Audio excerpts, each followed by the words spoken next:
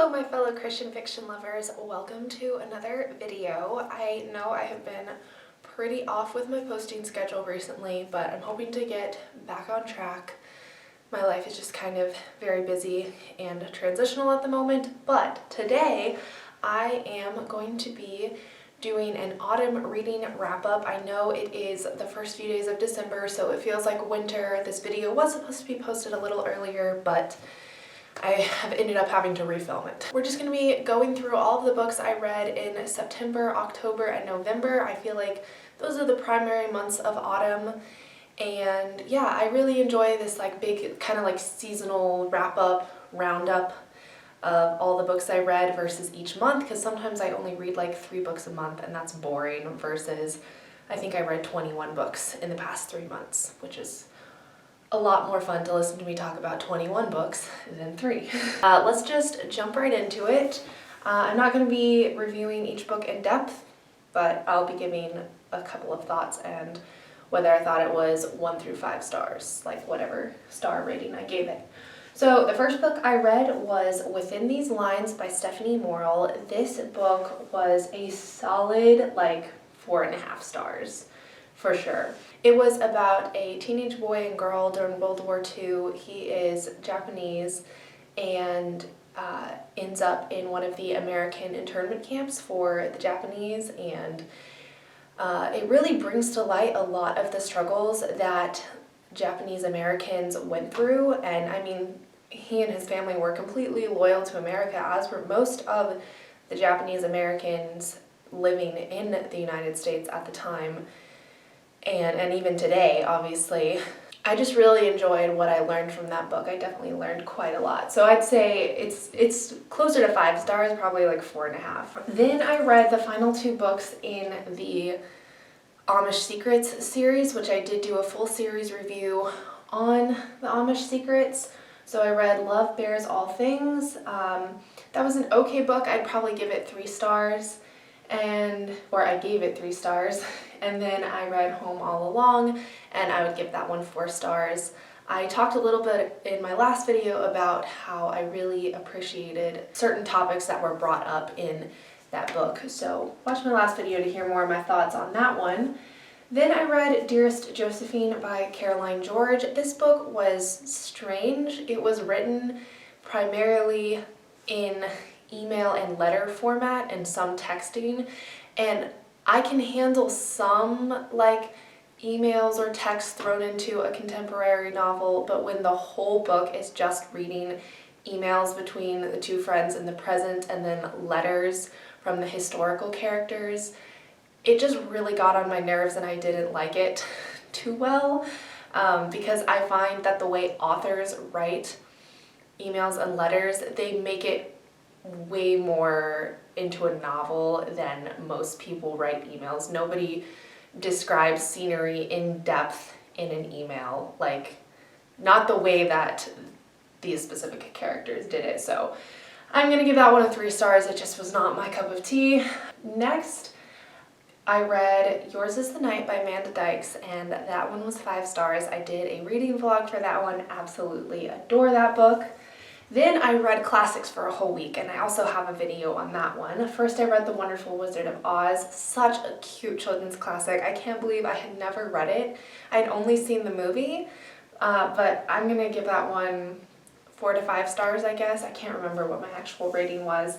Then I read Northanger Abbey by Jane Austen, obvious 5 stars. I love Jane Austen to pieces. Her novels are all such beautiful social commentaries, and she really brings to life character qualities that she puts into her characters that I feel like I interact with them in my own modern life, and they just kind of transcend time from the 18th century setting she writes in, or is it the 19th century?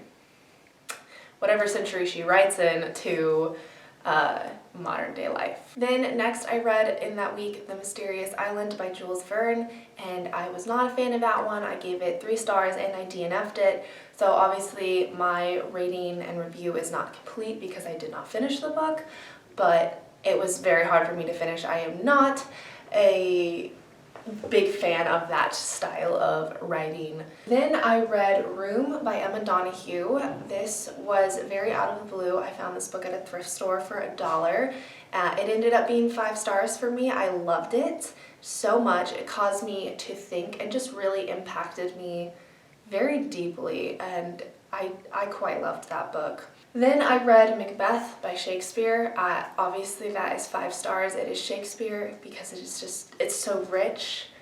And hello, say hello to your fans. Yeah, every time you're in a video somebody calls you cute. They ask questions about you. So anyway, I just think Shakespeare's plays are so rich and unique, and the story of Macbeth was also quite interesting. Disclaimer, I did read Macbeth for school. I did not just pick it up for the fun of reading it. And so I had quite a lot of literary analysis taught to me, helping me understand Macbeth. I cannot just read a Shakespeare play and understand it. No one can, unless they're gifted. Next, I read the Alaskan Quest series by Tracie Peterson. I'd say all 3 of those books I would give somewhere between 3 and 4 stars, probably an average of 3.5 stars for the whole series. It was a sweet series and I quite liked it. I think my only complaint against that series is that there were a lot of times where I wish like scenes or like periods of time were gone into more depth instead of just passing by them kind of quickly. Especially in the first book, there were a couple of times where it was like, I really want that like relationship or that specific scene explored more. I want to see more dialogue between those characters, and I didn't quite get that. So then I read Shakespeare's Spy by Gary Blackwood. This was very out of the blue as well. A friend loaned it to me. And I'd give this book 3 stars. It just wasn't like my most favorite thing I've ever read. Then I read The Chair by James L. Rubart. That was 5 stars.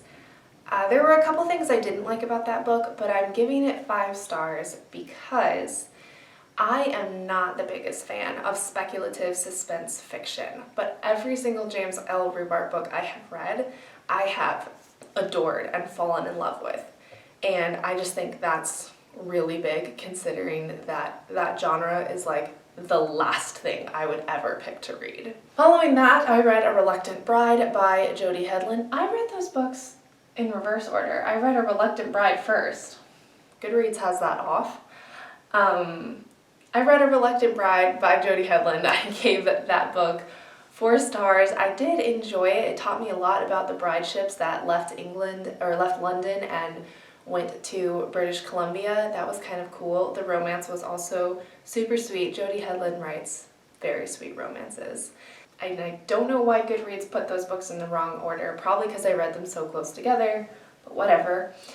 Next, I read Letters from Skye by Jessica Brockmole, and this and the next book, there's a lot of, not conflict, just conflict in my brain over whether I enjoyed them or not, because the story of Letters from Skye really touched me and it made me feel a lot of emotions, but it was also so morally wrong that I'm only giving it 3 stars because had I known, it was a pretty short book, but had I known it was going to go the direction that it went, I wouldn't have read it.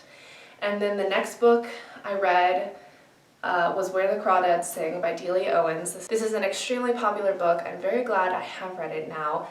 Also, again, morally not the best book, but I'm gonna give that one 4 stars because it was such a rich story and I did enjoy it, but I recommend that one with extreme caution. Next, I read Lulu's Cafe by T.I. Lowe, 5 stars. Absolutely fell in love with that book.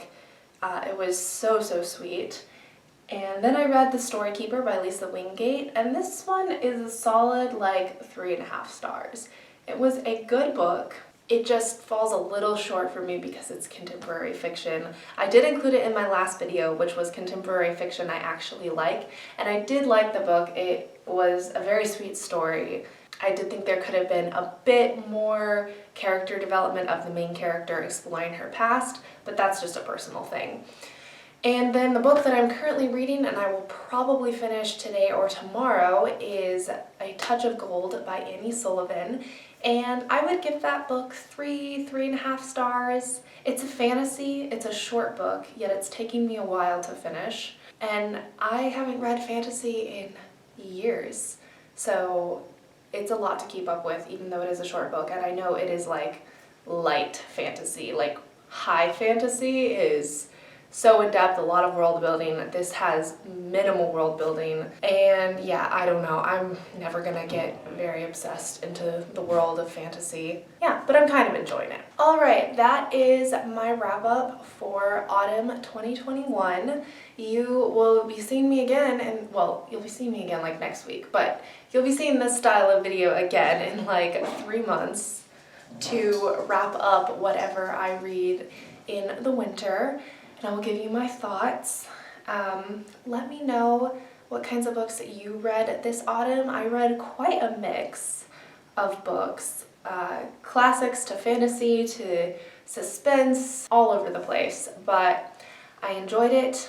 I'm pretty proud of myself for reading that many books because it was a crazy time in my life. I went through a lot in the last 3 months, but yeah.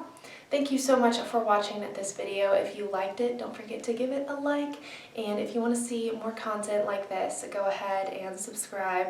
And I will see you in my next video, whatever that is. Until then, bye!